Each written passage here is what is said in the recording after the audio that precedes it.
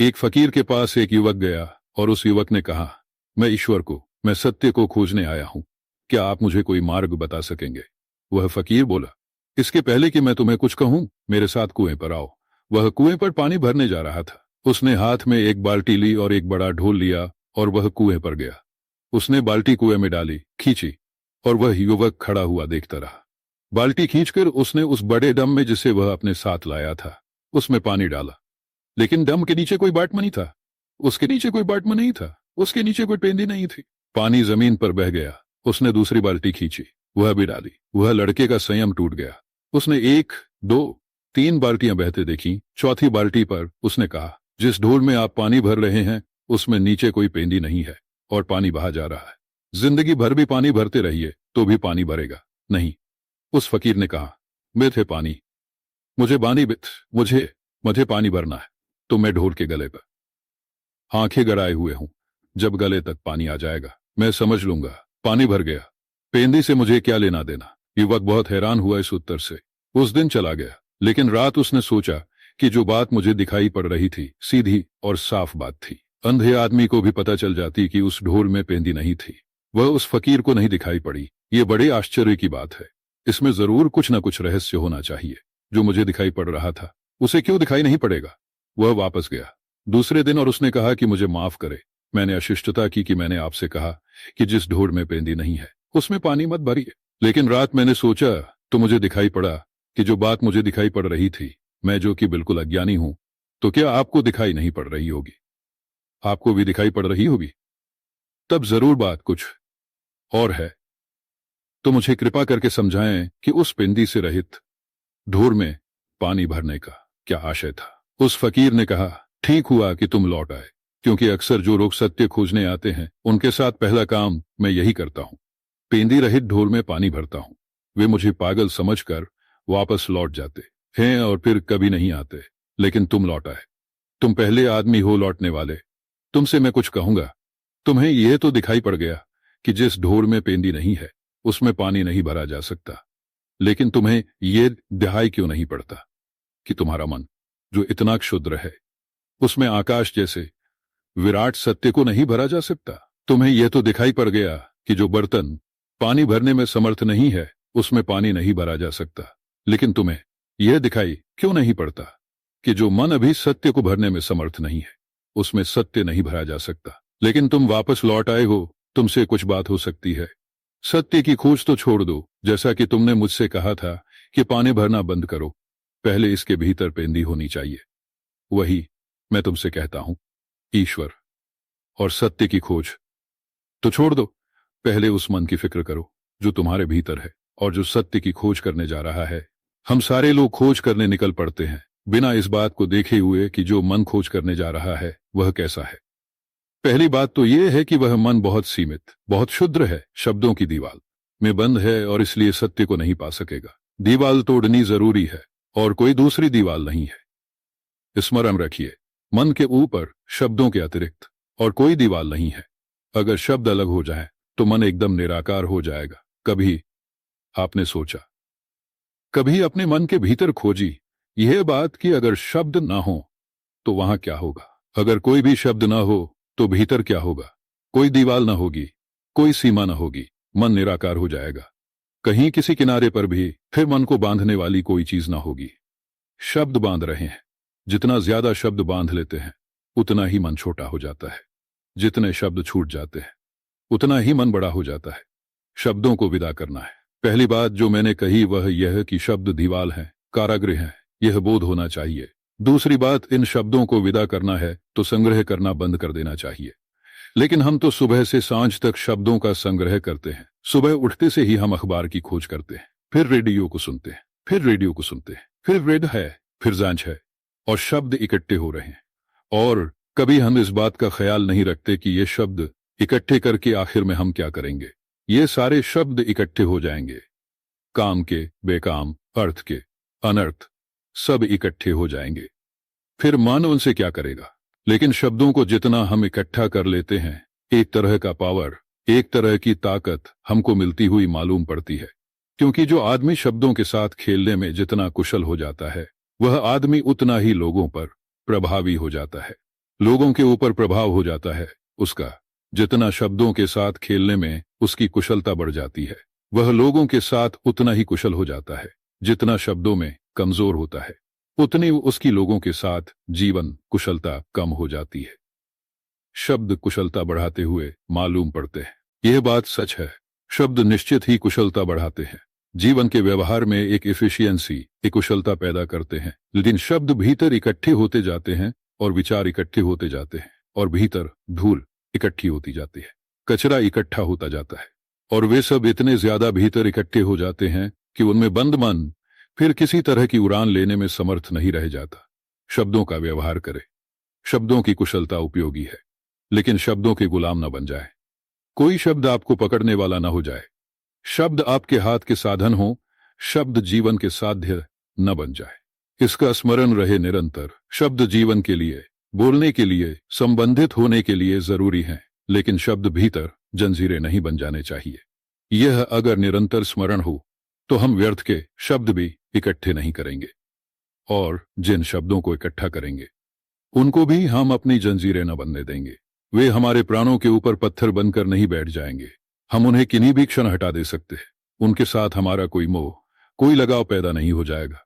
लेकिन अभी तो अगर हम एक शब्द भी आपको हटाने को कहें तो इतना मोह और इतना लगाव मालूम होगा कि उसे कैसे हटा सकते हैं।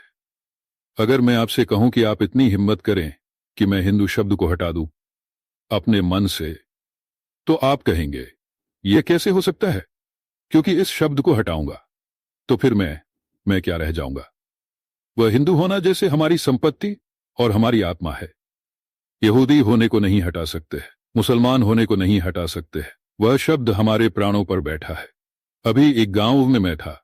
उस गांव के मुसलमान नवाब की पत्नी मुझसे मिलने आई और उसने मुझसे कहा, आपकी बातें तो मुझे ठीक मालूम पड़ी, लेकिन 3 रात मैं सो नहीं सकी। मैंने बहुत कोशिश की कि इस मुसलमान होने की बात को हटा दूं, लेकिन इसे हटाना ऐसा लगता है जैसे कोई अपने प्राणों को अलग कर रहा हो।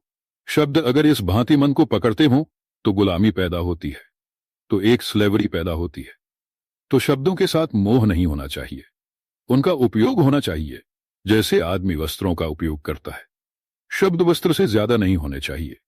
उनके साथ कोई मोह, कोई लगाव, आसक्ति, उनके साथ प्राणों का कोई गहरा संबंध बनाना एक गुलामी को निर्मित करना है। और जब यह गुलामी निर्मित हो जाए तो फिर हम अपने ही हाथ से पैदा किए हुए जाल में फंस जाते हैं, जिसके बाहर निकलना कठिन हो जाता है। मैंने उस महिला को कहा कि अगर तुम्हारी इतनी भी सामर्थ्य नहीं है कि तुम एक शब्द को अपने से मुक्त कर सको, तो फिर क्या तुम सोचती हो कि यह मन जो इतना कमजोर और गुलाम है, क्या यह मन ईश्वर को जान सकेगा, जिसकी इतनी साहस और इतनी हिम्मत और इतना सा साहस नहीं है कि एक शब्द से छुटकारा पा सके? यह और किस चीज से छुटकारा पा सकेगा? इनके साथ कोई प्राणों का संबंध बांध लेना ठीक नहीं। तब चित्त एक निरंतर सतत मुक्ति की अवस्था में, सतत प्रवाह की अवस्था में हो सकता है। उत्तर पकड़ लिए जाते हैं, फिर उन उत्तरों के लिए हम मोहाविष्ट हो जाते हैं कि यही सत्य होना चाहिए। सत्य को बिना जाने मोहाविष्ट हो जाना कि यही सत्य होना चाहिए बहुत खतरनाक है, गुलामी है। स्वतंत्रता चाहिए चित्त की, तभी तो चित्त शांत भी हो सकेगा, नहीं तो नहीं हो सकेगा। गुलाम चित्त कैसे शांत हो सकता है? गुलाम चित्त कमजोर चित्त है। यह स्मरण, यह प्रतीति, यह बोध कि शब्द जो मैं इकट्ठे कर रहा हूं वे मेरी गुलामी तो नहीं बन रहे हैं, यह निरंतर अगर ख्याल हो तो कोई कारण नहीं है कि कोई शब्द हमारी गुलामी बन जाए और कोई शब्द बाधा बन जाए। निरंतर आपने देखा होगा, अगर हम किसी से कुछ बात करते हैं और विवाद करते हैं तो विवाद सत्य के लिए नहीं होता। हम एक शब्द पकड़ लेते हैं, दूसरा आदमी दूसरा शब्द पकड़ लेता है और हम विवाद में पड़ जाते हैं। इसीलिए तो किसी विवाद, किसी आर्ग्यूमेंट से कभी कोई निष्पत्ति नहीं निकलती, कोई कंक्लूजन नहीं निकलता। अगर शब्दों की पकड़ ना हो तो 2 आदमी जो विवाद करेंगे और विचार करेंगे, वह विचार उन्हें कहीं ले जाएगा, किसी निष्पत्ति पर, किसी निष्कर्ष पर, किसी समाधान पर। लेकिन हम सब शब्दों को पकड़ लेते हैं। मेरा शब्द महत्वपूर्ण हो जाता है आपके शब्द से, क्योंकि वह मेरा है और जो आपका है।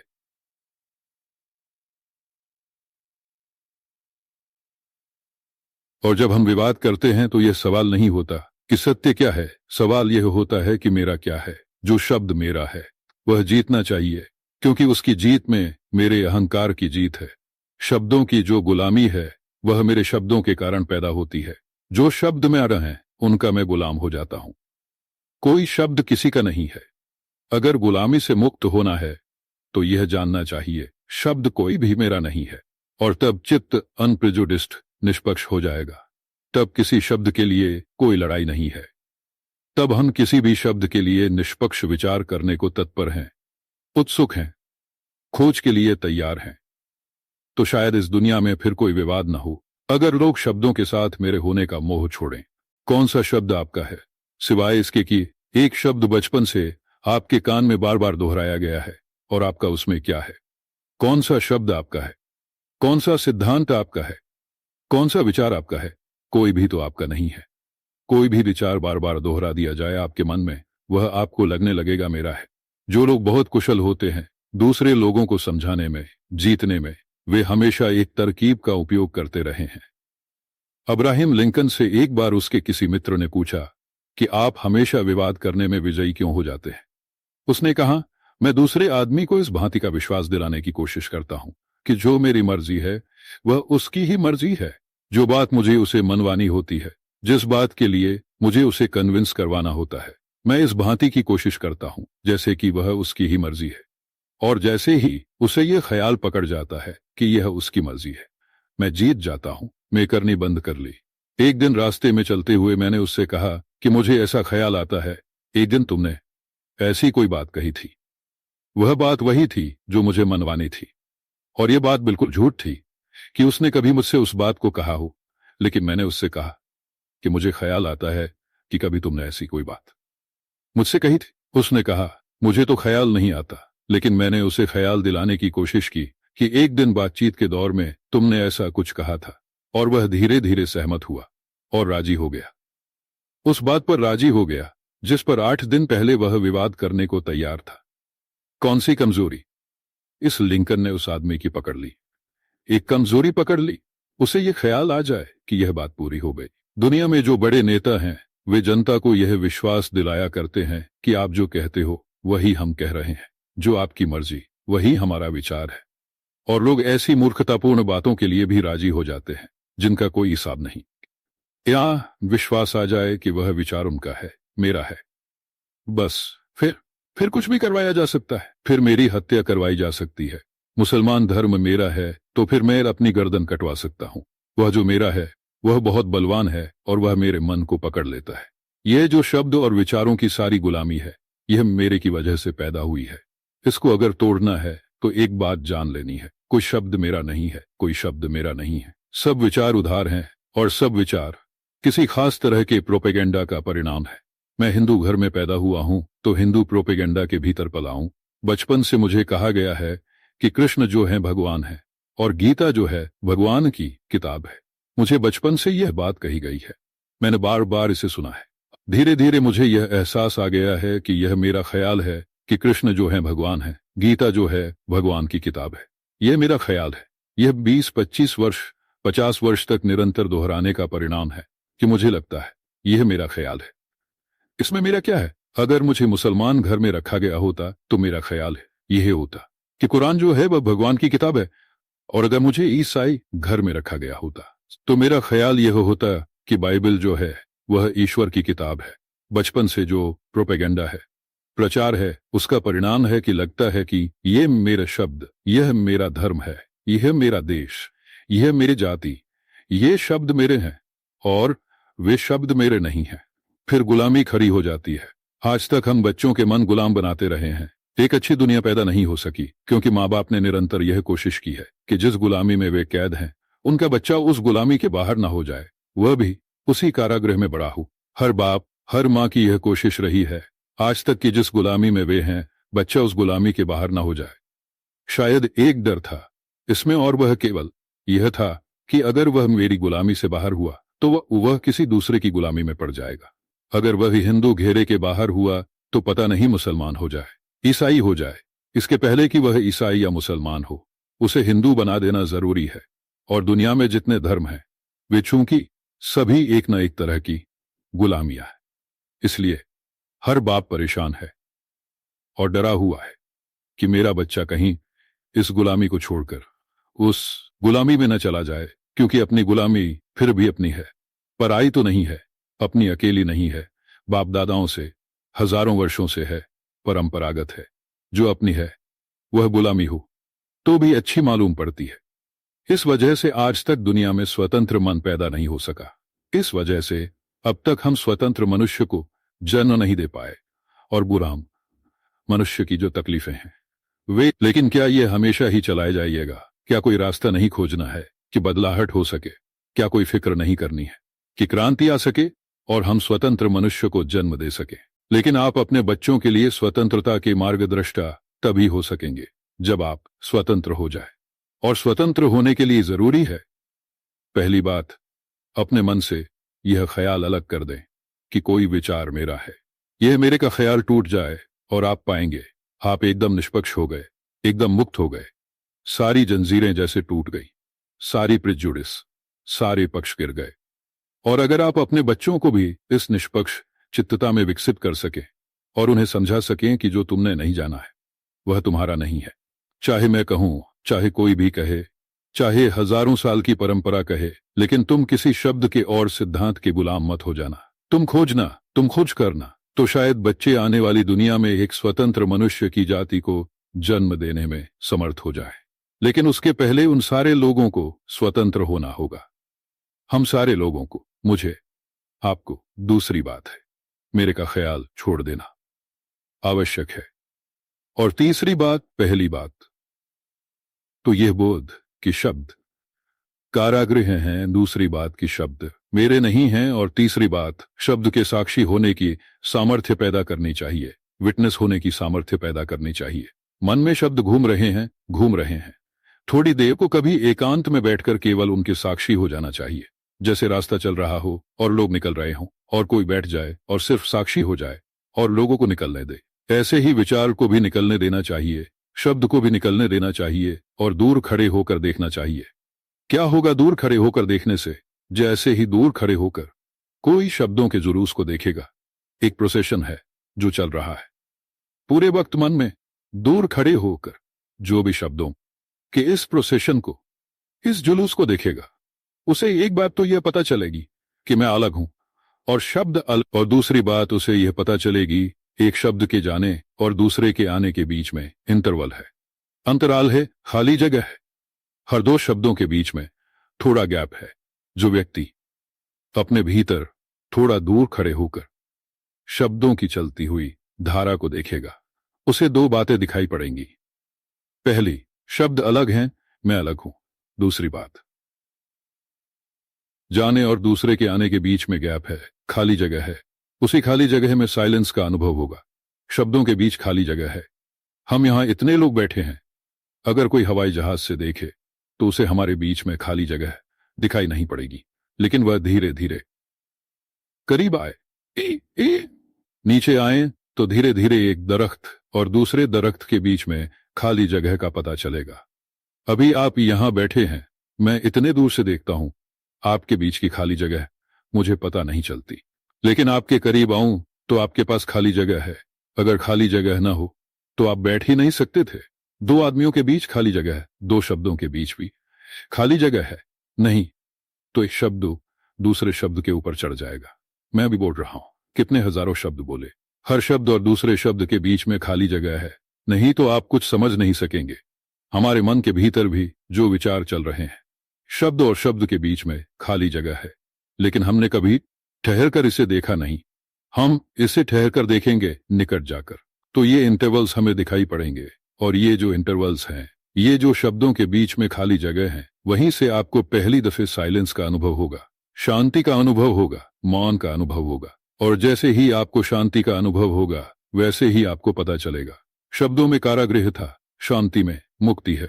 शब्दों में जेल थी, शांति में स्वतंत्रता है। यह आपको पता चलेगा। यह मेरे कहने से पता नहीं चल सकता, यह किसी और के कहने से पता नहीं चल सकता। यह तो उस शांति का जैसे ही अनुभव होगा जैसे शब्दों के बीच में खाली जगह मिलेगी और आप उसमें डूब जाएंगे, तो आप पाएंगे शब्द बंधन है, शब्द बंधन है, शून्य स्वतंत्रता है, शब्द कारागृह है, शून्य मोक्ष है। और एक बार भी इस साइलेंस का एहसास शुरू हो जाए तो कोई भी आदमी शब्दों से भरा ना रहना चाहेगा।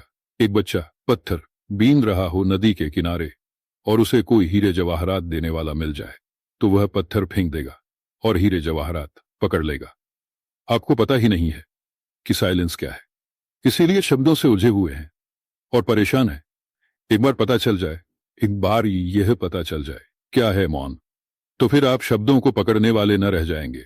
उसी दिन से आपकी जिंदगी में क्रांति हो जाएगी, आप दूसरे आदमी हो जाएंगे। लेकिन पता ही नहीं है और कठिनाई यह है कि कोई दूसरा आपको बता नहीं सकता। खुद ही जानना होगा, खुद ही पहुंचना होगा। पहली बात, शब्द कारागृह हैं, इसका अनुभव। दूसरी बात, शब्द मेरे नहीं है, इसका अनुभव। तीसरी बात, शब्दों के बीच में खाली जगह है, इसका अनुभव। यह तीसरी बात सर्वाधिक महत्वपूर्ण है। पहली दो बातें उसकी भूमिका है, तीसरी बात महत्वपूर्ण है। थोड़ी देर कभी रात बिस्तर पर पड़े हुए शब्दों के साक्षी मात्र रह जाएं। मन में चल रही हैं उनकी धाराएं, चुपचाप आंख बंद करके अंधेरे में उनको देखते रहें। क्या हो रहा है, कौन से विचार चल रहे हैं, उन्हें जाने दे। रोकना नहीं है, छेड़ना नहीं है, चलने दे। सिर्फ देखें। जैसे जैसे आप देखने में समर्थ हो जाएंगे अपने भीतर, उतने उतने बड़े गैप्स, उतने उतनी खाली जगह। फिर क्षण आएगा, शब्द नहीं होगा। फिर शब्द आएगा, शब्द नहीं होगा।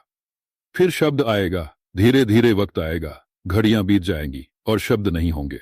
और जब शब्द नहीं होंगे तो कौन होगा, क्या होगा? जब शब्द नहीं होंगे तो मन की सारी क्षुद्रता टूट जाएगी, सारी दीवारें टूट जाएंगी। रह जाएगा मन जिसकी कोई सीमा नहीं है। उसी मन का नाम आत्मा है जिसकी कोई सीमा नहीं है। रह जाएगा मन जिस पर कोई दीवार नहीं है। उसी मन का नाम परमात्मा है जिसकी कोई दीवार नहीं है। रह जाएगा एक विराट चैतन्य जो मुझ में सीमित नहीं है, जो सब में व्याप्त है और सब में फैला हुआ है।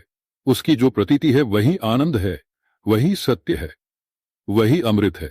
एक छोटी सी कहानी और मैं अपनी चर्चा को पूरा करूंगा।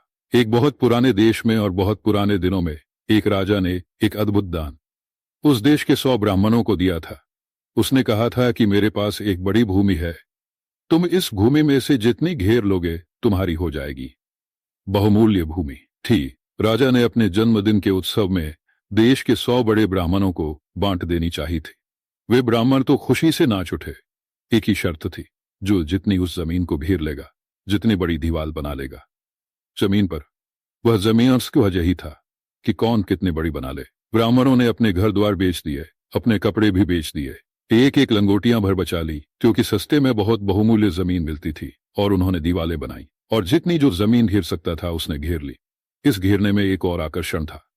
राजा ने यह भी कहा था कि जो सबसे ज्यादा जमीन घेरेगा उसे मैं राजगुरु बना दूंगा। तो एक तो जमीन घेरने का फायदा था, बहुमूल्य जमीन मुफ्त सिर्फ घेरने के मूल्य पर मिलती थी।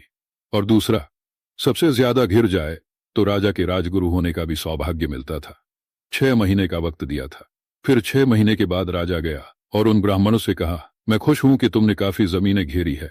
अब मैं पूछने आया हूं कि सबसे ज्यादा जमीन का घेरा किसका है। एक ब्राह्मण खड़ा हुआ और उसने कहा कि इसके पहले कि कोई कुछ कहे, मैं दावा करता हूं कि मेरा ही घेरा सबसे बड़ा है। सारे ब्राह्मण हंसने लगे। राजा भी हंसा, क्योंकि वह गांव का दरिद्रतम ब्राह्मण था और किसी को भी यह आशा नहीं थी कि उसने बड़ा घेरा बनाया होगा। और ब्राह्मणों को तो भली भांति पता था कि उसने छोटा सा घेरा बनाया है, कुछ थोड़ी सी लकड़ी वगैरह लगाकर थोड़ी सी जमीन घेरी है। लेकिन जब दावा किया गया था तो निरीक्षण के लिए राजा को जाना पड़ा। वे 100 ब्राह्मण भी गए। वहां जाकर पहले ही सबको शक हुआ था कि मालूम होता है उसका दिमाग खराब हो गया है, क्योंकि लोगों ने तो मीलों लंबे जमीन के टुकड़े घेर लिए थे। वहां जाकर तो निश्चय हो गया कि वह पागल हो गया है। उसने थोड़ा सा जमीन का टुकड़ा घेरा था, कुछ लकड़ियां बांधी थी, लेकिन रात मालूम होता था उसमें भी उसने आग लगा दी थी। अब वहां कोई घेरा नहीं था, सारी लकड़ियां जली हुई पड़ी थी। राजा ने कहा, मैं समझ नहीं पा रहा, आपकी दीवार कहाँ है? उस ब्राह्मण ने कहा, मैंने दीवार बनाई थी, मैंने लकड़ियां लगाई थी, लेकिन फिर रात मुझे ख्याल आया कि चाहे मैं कितनी ही बड़ी जमीन घेर लूं, जो जमीन घिरी हुई है वह छोटी ही होगी, बड़ी नहीं हो सकती। आखिर जो चीज घिरी है वह छोटी ही होगी, बड़ी नहीं हो सकती। तो रात मैंने अपने घेरे में आग लगा दी। अब मेरी जमीन पर कोई घेरा नहीं है, इसलिए मैं दावा करता हूं कि मैंने सर्वाधिक जमीन घेरी है। कोई घेरा नहीं मेरी जमीन पर। राजा उसके पैरों पर गिर पड़ा और उसने कहा, तुम अकेले ही ब्राह्मण हो, बाकी सभी वैश्य हैं। वे 99 लोगों ने जमीन ढेरी है, गणित का हिसाब रखा है, नापजोख की है। तुम अकेले आदमी ब्राह्मण हो। तुम्हारा जो घेरा था वह भी तुमने तोड़ दिया। जिसका कोई घेरा नहीं है वही तो ब्रह्म को जान पाता है, वही तो ब्राह्मण हो जाता है, वही तो ब्राह्मण राजगुरु बना दिया गया। उसने एक अद्भुत साहस किया, घेरा तोड़ देने का साहस, और घेरा तोड़ते ही सब कुछ उसका हो गया। यह कहानी अंत में इसलिए कह रहा हूं, मन पर घेरे हैं और मन के घेरे को जो तोड़ देगा वह ब्रह्म को जान लेता है। मन के नाप जोख हैं, इंच इंच फीट फीट बनाकर हमने ध्यालाय खड़ी की है। उसी ध्याल में हम जिंदा रहने के आदी हो गए हैं, उसी से हम पीड़ित और परेशान हैं, और उसी के कारण हम क्षुद्र हो गए हैं। और विराट जो कि निरंतर मौजूद है, परमात्मा, उससे हमारा कोई संबंध नहीं रह गया है। उससे संबंध हो सकता है, लेकिन जो उस ब्राह्मण ने किया था उस रात, किसी रात आपको भी वही करना पड़ेगा। उसने जो घेरा बनाया था, आग लगा दी थी। जिस दिन, जिस रात आप भी अपने घेरे में आग लगाने को राजी हो जाएंगे, उस दिन परमात्मा और आपके बीच फिर कोई दीवार नहीं और कोई रोकने वाला नहीं। और उस सत्य को जानकर ही जो ऐसा घेरे से मुक्त मन जान पाता है, जान सकेंगे जीवन के आनंद को, जीवन के सौंदर्य को। जीवन के सौंदर्य को, उसके पहले सब अंधकार है, उसके पहले सब पीड़ा और मृत्यु है, उसके बाद ना पीड़ा है न मृत्यु, उसके बाद न दुख है न दैन्य, उसके बाद जो भी है वह परम आनंद है और परम शांति है। उसे जान लेना ही, उसे पा लेना ही जीवन का लक्ष्य है। और जो उसे पाने से वंचित रह जाता है उसका जीवन व्यर्थ ही चला जाता है। वह कंकड़ पत्थर बीनने में गंवा देता है, और हीरे जवाहरातों के ढेर उसके निकट थे उनको नहीं देख पाता। वह मिट्टी को बांधने में गंवा देता है, सोने की खदानें उसके पास थी, उनको नहीं देख पाता। वह क्षुद्र को कमाने में विराट की संपदा को पाने से वंचित रह जाता है। आज की संध्या थोड़ी सी बात मैंने आपसे कही, शब्द के घेरों और दीवाल से मुक्त हो जाने की। इस संदर्भ में बहुत प्रश्न उठे होंगे, क्योंकि जिसको प्रश्न ना उठे हों वह तो आज की रात ही अपने घेरे में आग लगाने में समर्थ हो सकता है। लेकिन नहीं, प्रश्न उठे होंगे। मैं जब बोलता था तब आपके भीतर बहुत से शब्द चल रहे होंगे, तो उन प्रश्नों की हत्या के लिए कल का समय निश्चित है। तो जो प्रश्न उठे हों वे कल पूछे जा सकते हैं, इस ख्याल से नहीं कि मैं उनके उत्तर दूंगा, बल्कि इस ख्याल से कि उनकी हत्या में आपका सहयोगी हो सकूं। उत्तर देने वाला मैं कौन हूं, और मेरा तो कहना ही यह है कि उत्तर इकट्ठे मत करना। फिर भी कल इस संबंध में जो भी पूछने का ख्याल आया हो उसकी बात करूंगा। मेरी बातों को इतनी शांति और प्रेम से सुना तो यह आशा करता हूं कि किसी न किसी दिन वह अद्भुत क्षण आपके जीवन में उतरेगा जब आप अपनी क्षुद्रता को तोड़ने में समर्थ हो जाएंगे। जिस दिन अपनी क्षुद्रता को तोड़ लेंगे मन की, उसी दिन परमात्मा आपका है। वह परमात्मा तो भीतर मौजूद है, लेकिन हम उसे अपनी दीवाल के कारण अनुभव नहीं कर पाते। वह परमात्मा जो आपके भीतर कैद है, उसके प्रति मैं प्रणाम करता हूं। अंत में वे प्रणाम स्वीकार करें। अगर आपको यह वीडियो पसंद आई तो इसे लाइक करें, अपने दोस्तों के साथ शेयर करें, और हमारे चैनल को सब्सक्राइब करना न भूलें। मिलते हैं अगले वीडियो में एक और प्रेरणादायक कहानी के साथ। धन्यवाद।